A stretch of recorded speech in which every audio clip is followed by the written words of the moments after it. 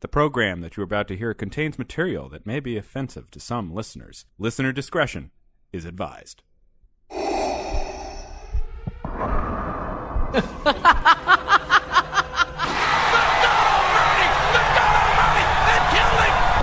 Go ahead. Make my day. 2, 1, 0.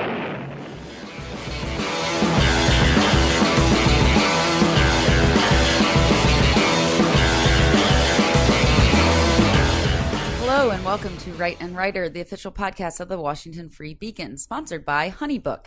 I am your host, Elizabeth Harrington. You can follow me on Twitter at LizWFB. The Free Beacon podcast is available on iTunes, Google Play, and Stitcher. Please subscribe, tell your friends, and leave a review. Joining me from the right today is Free Beacon Editor-in-Chief Matthew Continetti. You may remember him from such mainstream media programs as Talk Radio 1210 WPHT and the Columbia Daily Spectator. You can follow him on Twitter at Continetti. Hello, Matt. Hello, Liz. And further, that's your radio voice. I didn't know what to say. I mean, you're really kind of at the bottom of the barrel there. That's like page 12 of your Google search You could just results. go back to Meet the Press. No, you gotta shake it up. And further to Matt's right is Free Beacon President and Free Beacon's anti-hate advocate, Aaron Harrison. We're not exactly sure what he does around the office, but he signs the checks, and that's good enough for us. Hello, Harrison. I'm all about equality of treatment Yes. of everyone, regardless of race, class, gender, and everything else. Good. Thank you. Up first on Write and Writer, in a very courageous and bold move, Democrats, after several tries, were able to come to an agreement and condemn all bad things in a House resolution yesterday. Of course, the final version was a bit off from its original intent, condemning, albeit without name, the repeated anti-Semitic remarks of Ilhan Omar. In the end, the resolution condemned all forms of hate, including but not limited to racism, white supremacy, anti-Muslim bigotry, anti-LGBTQ, anti-Asian American, anti-Pacific Islander, anti-immigrant, anti-Hindu, and I guess anti-Semitism too. Omar has never apologized for accusing Jewish Americans of dual loyalty and is now more emboldened than ever, releasing a statement on the historic resolution as the first to condemn anti-Muslim bigotry, and then retweeting a comment calling disgust at her anti-Semitism faux outrage. Matt, intersectionality is awesome. Yeah, I'm just so depressed. I don't even want to talk about it. I've wrote a long column for the Free Beacon today about this. Basically, which is great. Everyone should read. Basically, what's happening is what's been happening in Europe, and it's come to the United States, and that is the collapse of the center left. And so all this, the party of Barack Obama is now the party of Ilhan Omar, and people like Nancy Pelosi are powerless to stop it. If you think Joe Biden is going to be able to stop it, I'll take that bet. What this really heralds, I think, is the ascent of Bernie Sanders in the 2020 presidential contest, because, just as Trump was able to kind of ride a core base of support through a multi-candidate field and gain momentum that way, I can easily see how Bernie could do that now that he's in ascendance with Ilhan and Rashida and AOC. Harrison? I have been far too soft on Nancy Pelosi on this podcast over the past couple of months. I always gave her credit. I bought the mainstream media narrative that she was this iron old that took no shit and couldn't get pushed around and kept her members in line. She's lost control. And was an ultimate enforcer, if not even an executioner, of political careers that dared question her leadership. What a cowardly display, a feeble display of leadership by Nancy Pelosi yesterday by not naming Ilhan Omar. The only reason that they even had this vote was because of Ilhan Omar's abject anti-Semitism. It repeated over and over and over again. There's a great supercut also on our website everybody should go check out of the media reaction, the Democratic excuses that are made for Ilhan's ridiculous, awful statements. And that is why this whole thing was even broached in the first place. There's only one person that caused this resolution to be brought up.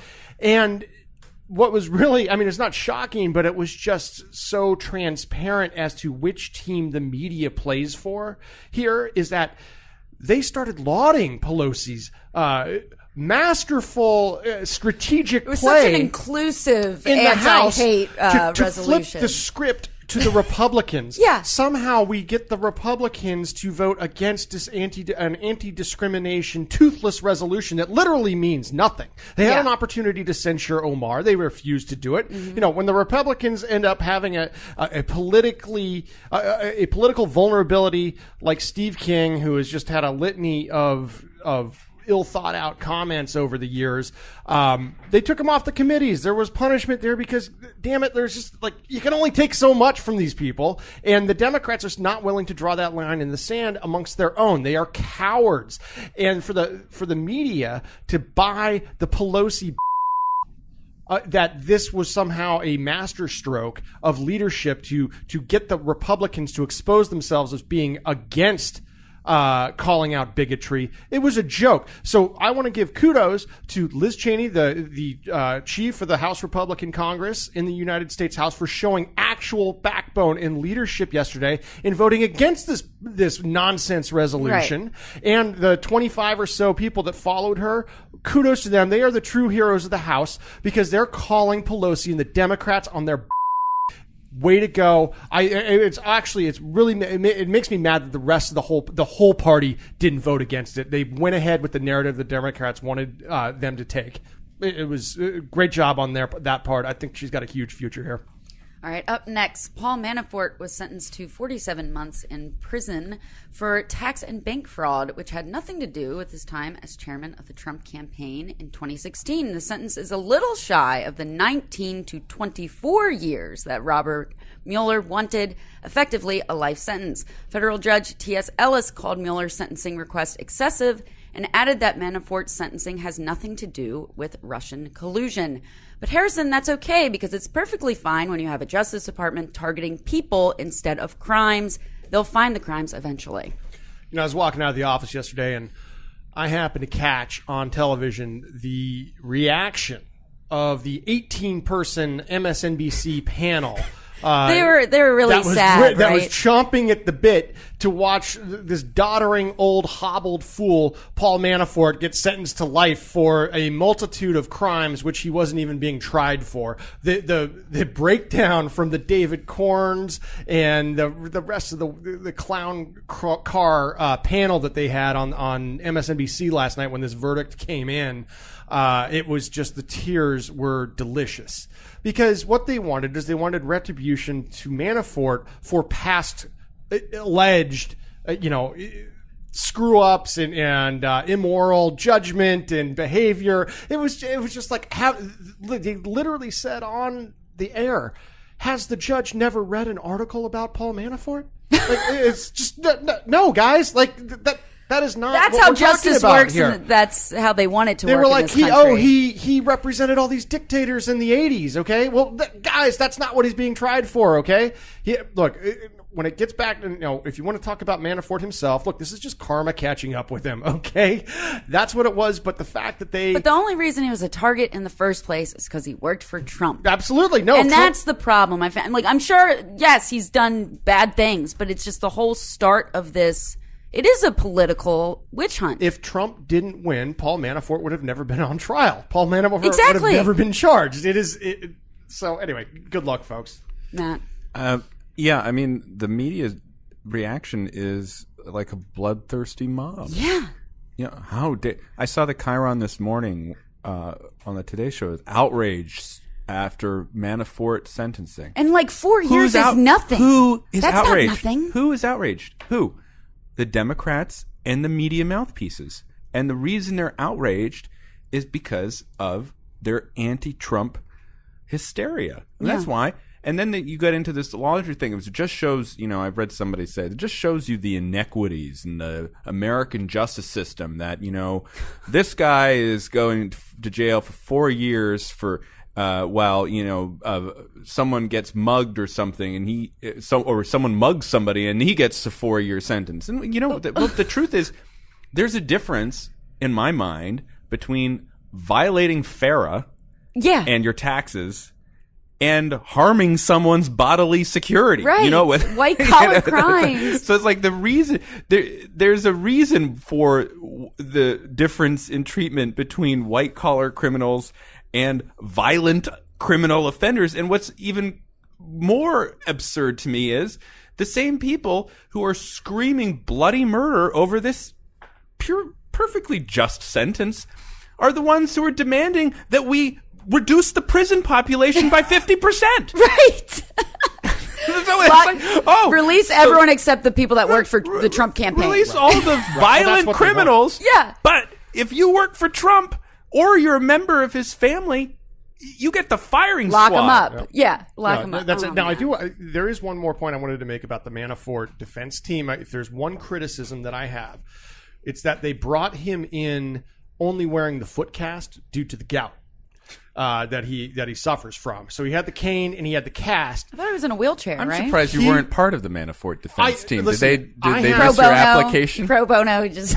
There is one tried and true tested Harrison rule for all defense sentencing hearings, and that is you wear the neck brace. Okay, without the neck brace, you are not going to get the full sympathy of the judge and the jury. You're right. You need to walk in there with the mistake. neck brace. Look, it worked for the Kennedys, and honestly, I can't wait till Roger Stone comes in with one because I know he will. Oh, he's going to walk. But I honestly think that, like, you know, the minimum suggested sentence for Manafort was like 17 years. 19. The cast 24. The cast got him down to 4. Yeah. Right. The neck brace would have gotten him off time with served. probation. Right.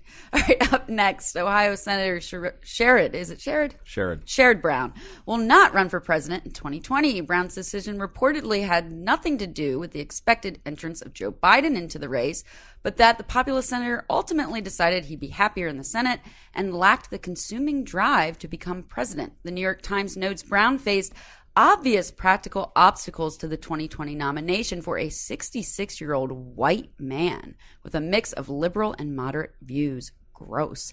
Matt, I guess this cede the field to Biden and the commies. Right. I mean, there's a difference. More reasons for Not me much. to be depressed. There's an attack on the Washington Post on Joe Biden for his comments about what the Post describes as desegregation in the 1970s. What Biden was talking about were the forced busing programs. Yeah. Where people were sent, hours away from their homes to schools in order to meet a mathematical equation of racial proportionality in schools. This wasn't desegregation. It was forced integration that was extremely unpopular, led to Republican political victories. It was opposed throughout blue America, Democratic America, and it is reduced by the Washington Post to the simple language of racial morality that is everywhere in American society. And it shows you the hurdles facing Joe Biden's presidential candidacy should he announce, which seems likely. I mean, remember, too, not only Brown dropped out, but Bloomberg announced that he won't be running, too. So Biden is the front runner on paper because he has the polling lead, though at the New Hampshire level, that's been challenged by Bernie already, and he'll be able to attract a lot of money. Presumably Bloomberg would help finance a Biden campaign. But he's got this problem, which is the Democratic base and their allies in the media have gone absolutely insane and are now trying to tear down everything, and look through everything. Look at all people's past judgment, American history. You had a piece yesterday about how Booker said that the founders wrote bigotries into the Constitution. It just opens a whole other. It's the tyranny of the now, is what Mark Stein calls it, and that's what it is. Presentism. Yeah. Everything is through now. Our values, and that's going to hurt. Project someone, them onto the past, right? And it's insane. That's going to hurt someone like Biden, who's been around forever, and there's already a reluctance to have someone with that amount of experience / baggage be the Democratic nominee. Like I say, I just see this heading toward a Sanders nomination and then a Schultz candidacy. And then pray God if those are the options, a Donald Trump victory. Yes, absolutely, Harrison. This has been a really bad week for Joe Biden, and it's just because he suddenly, in that field, he suddenly becomes the only self-proclaimed, I'm not even sure if he's self-proclaimed officially. He's probably going to have to actually come out and make a statement as to whether he's a capitalist or not. Right. If he is, and he'll be afraid to do it. Yeah. Bingo. And you know what? If he's already had to apologize for calling Mike Pence decent. If he, if what? he is the only self-described capitalist in the field of the Democrats, he becomes the target for every single one of them to hit. Right. You saw it with that coward from Colorado, John Hickenlooper, yesterday, coming out and saying, "No, I wouldn't call myself a capitalist." He knows where the party's at. Credit to him for being smart enough to at least understand who votes in these ridiculous Democratic primaries.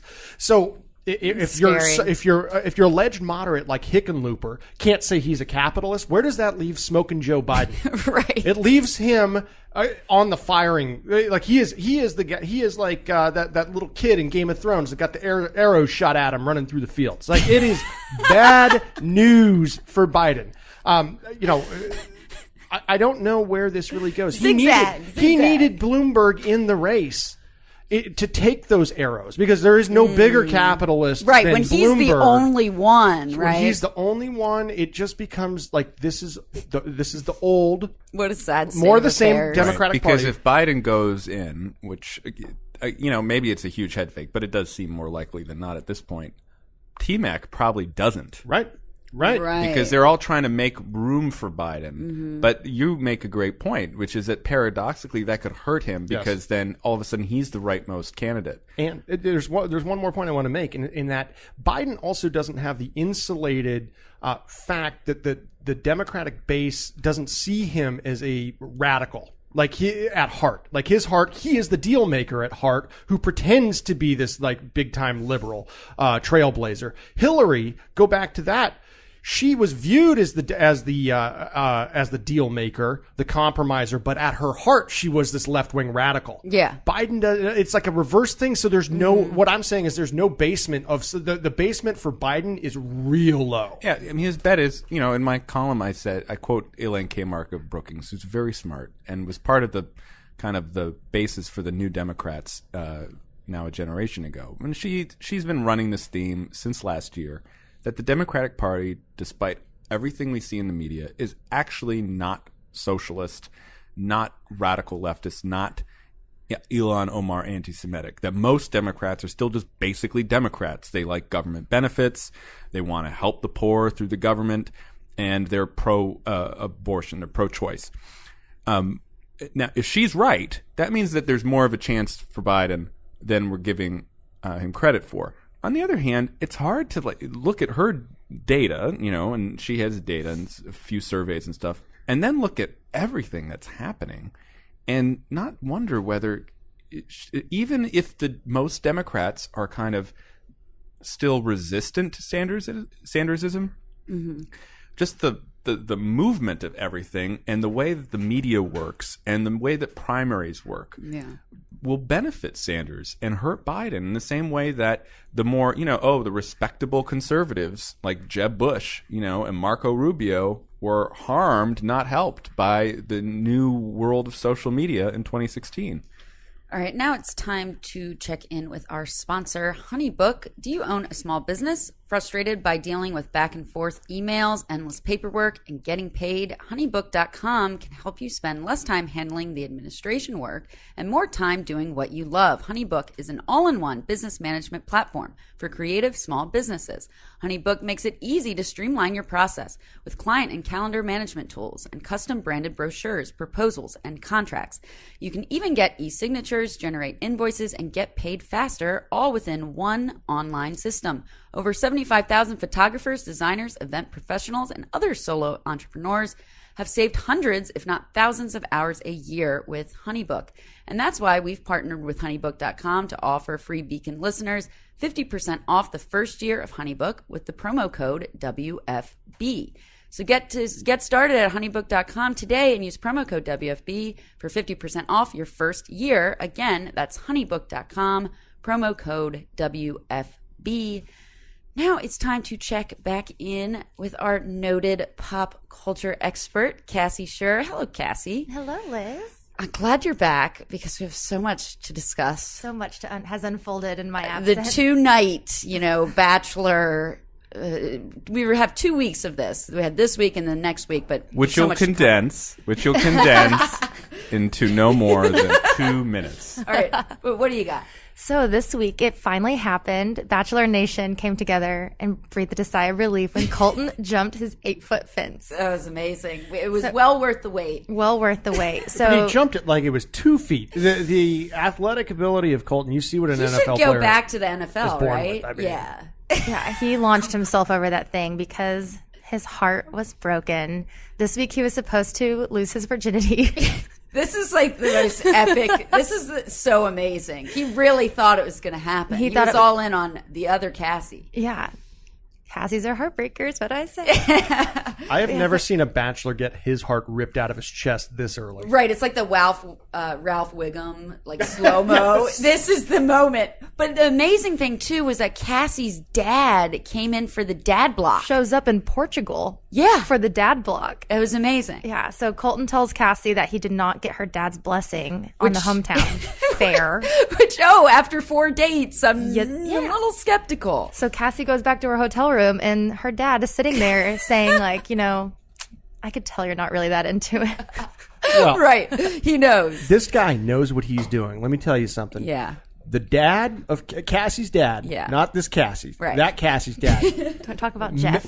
I could. So they went to the hometown visits. I couldn't tell the difference between his wife and his 3 smoking hot daughters. Like it was. I mean, what a display of fine females there. This guy, I trust him all the way to the edge of the earth. Enough said. But this has got to be a record, though, of the number of girls who have broken up with The Bachelor. Like, he must have sucked really He's had a lot of bad. people leave. But I will say, as he cried for like 45 minutes straight, I don't have any sympathy for him. No. Every single girl who left warned him that Cassie and Kaylin were not here for the right reasons. And they were right. And Not I think there for I the think right Cassie reasons. realized if she went any further that they would never make her the Bachelorette because she would have to be She had to too get out. Yeah, and I think this was her exit plan, and it has gone horribly wrong.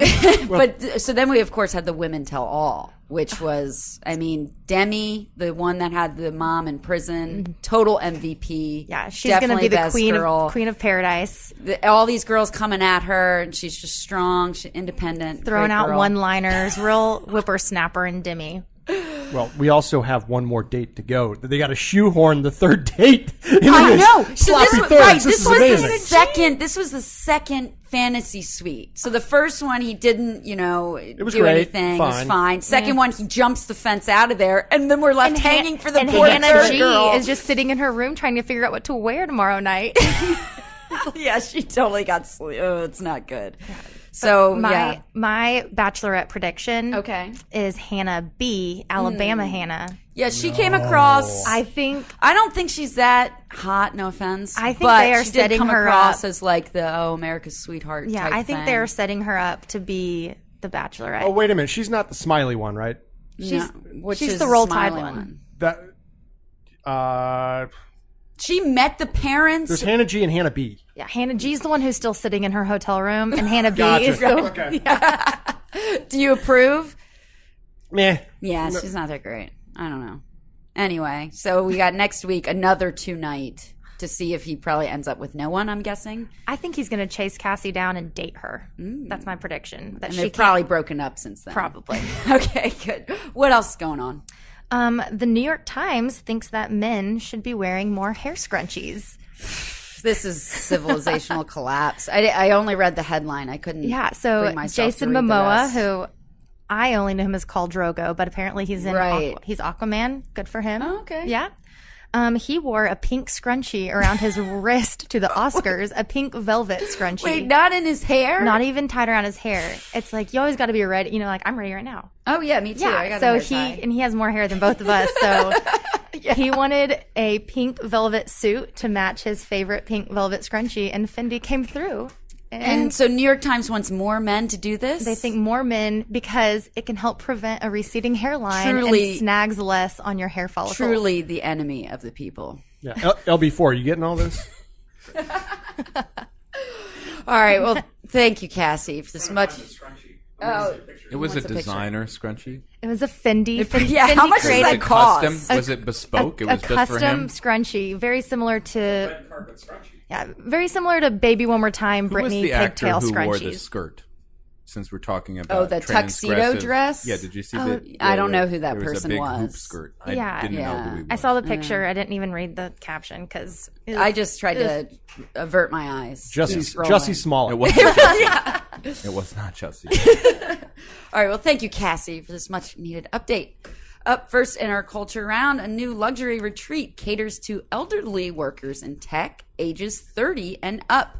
The New York Times reports anyone over 30 in Silicon Valley has anxiety about being the oldest person at the office, needs an escape, and to learn how to deal with their millennial peers. Enter, quote, Modern Elder Academy in Mexico, which accepts applications from so-called elder workers who have to pay $5,000 a week, which includes restorative yoga, contemplation gardens, and 3 locally sourced meals a day. After beach meditation, the group wandered the shore collecting sticks, the Times writes.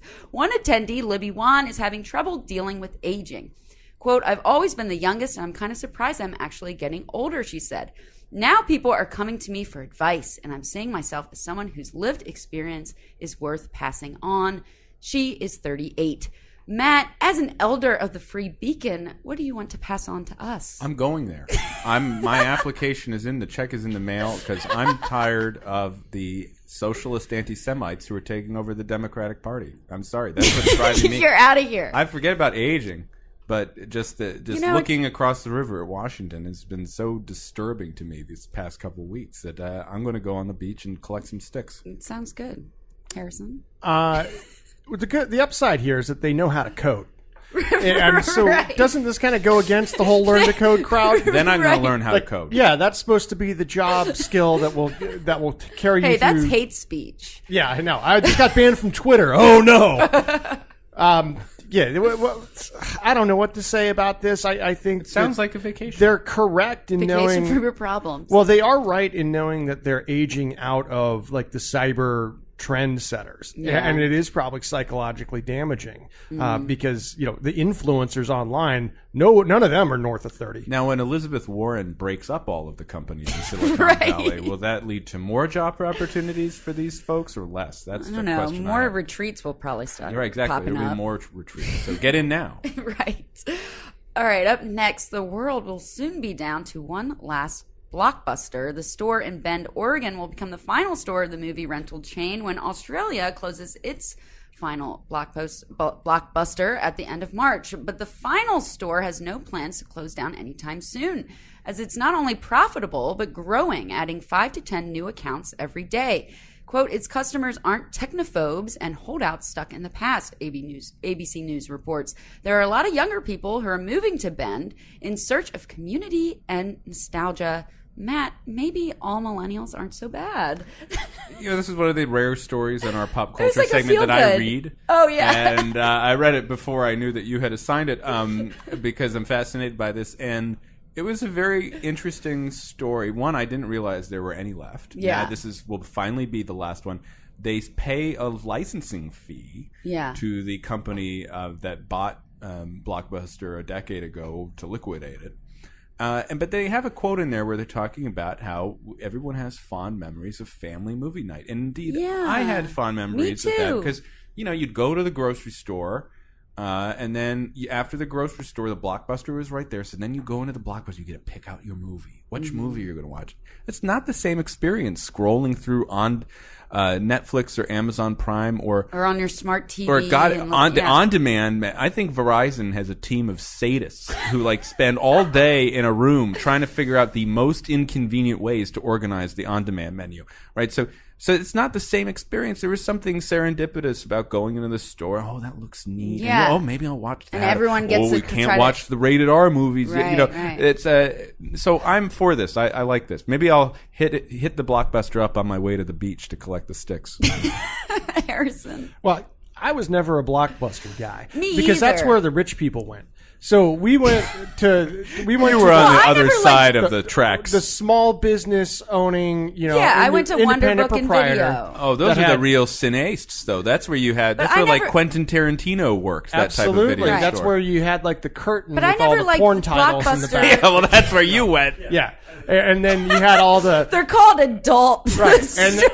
all the still today, relevant in our culture.